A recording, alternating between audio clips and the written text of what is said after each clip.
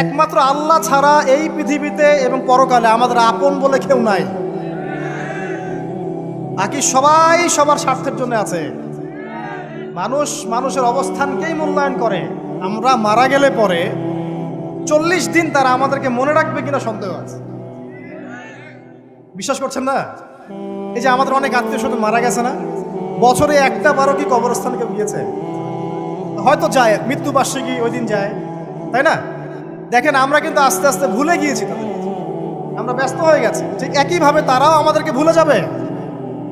এই জন্যে আমি বারবার আপনাদেরকে মনে করে একটা কথা, আমার জীবন থেকে উপলব্ধি করি একটা কথা, যে একমাত্র আল্লাহ ছাড়া এই পৃথিবীতে এবং পরকালে আমাদের আপন বলে কেউ নাই।